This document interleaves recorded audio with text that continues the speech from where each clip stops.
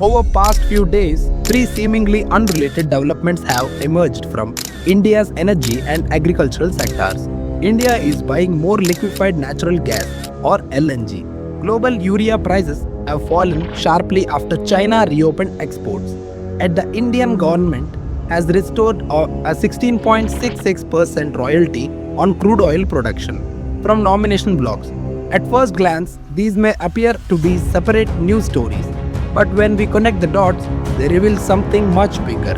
They show how India is quietly strengthening the three pillars that support its economy: energy, agriculture, and domestic resource production. And if these three trends continue, India could emerge as one of the biggest beneficiaries of changing global commodity markets. Let's understand why. India's LNG buying spree. Let's begin with LNG. India has recently increased purchases of liquefied natural gas from the international spot market.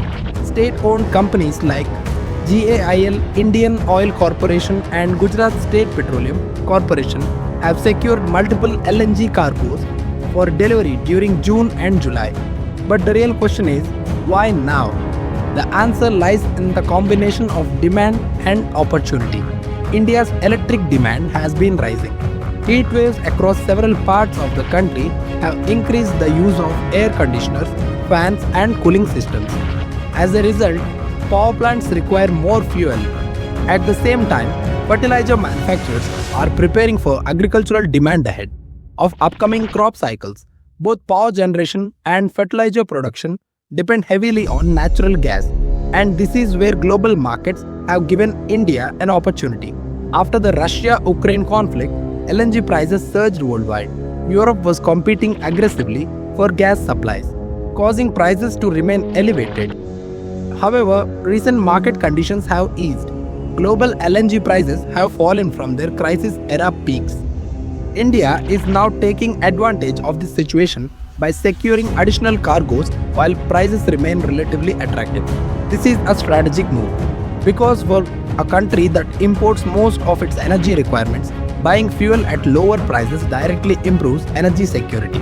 It reduces the risk of shortages, it supports industrial growth, and helps keep electricity generation running smoothly during periods of peak demand. In short, India is using temporary window of low global prices to strengthen its energy position. China's decision and India's gain. Now let's move to the second development, and this one may have even bigger impact on ordinary Indians. International urea prices have fallen sharply. The reason? China has reopened fertilizer exports. To understand why this matters, we need to understand India's fertilizer dependency. India is one of the world's largest consumer of fertilizers. The country's agricultural sector feeds more than a billion people, and fertilizer plays a crucial role in maintaining crop yields. However, India does not produce enough urea to satisfy all domestic demand. Every year, millions of tons are imported from international markets. When global fertilizer prices rise, India faces two major problems. First, the government must spend more money on fertilizer subsidies. Second, farmers become vulnerable to supply disruptions. This is exactly what happened after the Russia-Ukraine conflict. Global fertilizer prices exploded, supply chains were disrupted, and the governments around the world struggled to secure adequate supplies. Now the situation is changing. China, one of the world's largest urea exporters, has begun allowing exports again. As additional supply enters the market, prices have started falling sharply. Recent tenders indicate prices are more than 50% lower than the highs seen during the fertilizer crisis. For India, this is extremely significant. Lower prices mean lower subsidy costs.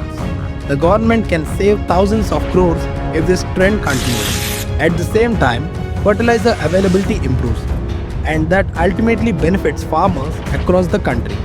When fertilizer costs become stable, agricultural productivity becomes more predictable. And since agriculture still supports a large portion of India's population, this development has implications far beyond farming alone. This is not just fertilizer news. It is a story about food security, inflation control, and government finances. the oil royalty decision. Now let's turn to the third development. Indian government has reinstated a 16.66% royalty on crude oil produced from nomination blocks. These are oil fields allocated directly to public sector companies such as ONGC and Oil India. This may sound technical, but it is actually part of larger energy strategy. India imports around 85% of crude oil it consumes. This makes the country highly vulnerable to international price fluctuations. Whenever global oil price rise, India's import bill increases. This put pressure on government finances, businesses and consumers. For this reason, increasing domestic production remains a national priority. The government's latest royalty decision seeks to create policy clarity while ensuring oil-producing states continue receiving revenue from resource extraction. Stable policies are important because energy companies invest for decades, not months. When companies have policy certainty, they are more willing to invest in exploration and production. And more investment could eventually help India produce more oil and gas domestically. Will this eliminate imports? No. But even small increase in domestic production can improve energy security and reduce vulnerability to global shocks. Now let's connect all three stories. India is buying more LNG, global fertilizer prices are falling, and domestic oil policy is being adjusted. What do these developments have in common? They all strengthen India's economic foundations. The first improves energy availability, the second reduces agricultural cost, and the third support long-term domestic energy production. Together, they address three major challenges India faces: energy security, food security, and economic stability.